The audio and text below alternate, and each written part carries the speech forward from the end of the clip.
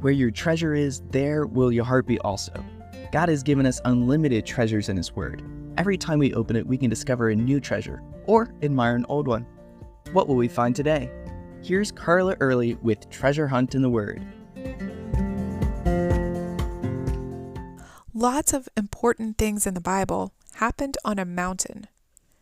In the Old Testament, Noah's Ark rested on the top of Mount Ararat. Abraham offered Isaac on the same mountain that Solomon later built the temple on. Moses encountered God at the burning bush on a mountain and later received the 10 Commandments from there. Elijah faced off with the prophets of Baal on Mount Carmel, and the Israelites found out who was really God once and for all. In the New Testament, Jesus preached the Sermon on the Mount, on a mountain. Peter, James, and John accompanied Jesus to Mount Tabor and saw him transfigured before them. Jesus spent his last moments before his arrest on the Mount of Olives. He was crucified on top of Golgotha. He ascended into heaven from a mountain, and he will return on one. Mountains are symbolic of God's nearness. It's where God reveals himself, and people learn more about him and feel close to him. When I lived in New Orleans, I took a group of children to the zoo. One of their favorite parts was running up a hill at the playground area. This Monkey Hill is literally the highest elevation in the city, made specifically so children of that incredibly flat area could experience what the rest of us take for granted. While generations of New Orleans children run up and down the highest mountain they'd ever seen, my children would not have been impressed. They were born in Chattanooga.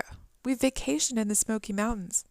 They viewed 7 states at Rock City atop Lookout Mountain. No, that little lump they call a hill at the zoo in New Orleans would not thrill them a bit. But then again, they haven't seen the Rocky Mountains, which I've heard would make the Appalachians look like hills, or the Alps, or the Himalayas. So I guess it's all in a person's perspective. What about spiritual mountains? If I only attended church on Sunday, it'd be like me running up and down Monkey Hill each week and never knowing what it's like to stand on top of a mountain. Don't get me wrong, corporate worship is wonderful, all meeting with God together, but it's not usually a mountaintop experience. We must experience God one-on-one, personally, finding Him faithful and true in our life situations. Learning who He is and growing closer to Him as we study His Word and spend time with Him in prayer.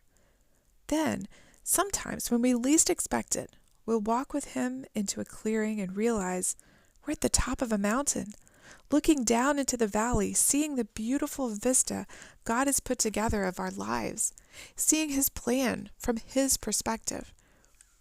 Being on a mountaintop with Him is like no other experience in the world. But there are always higher mountains, more daunting, more challenging.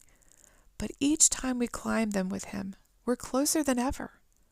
Of course, most of our lives are spent in the valleys and foothills, but just so that we're walking with Jesus, we know we're not just running up and down Monkey Hill, thinking that's the highest we can ever climb.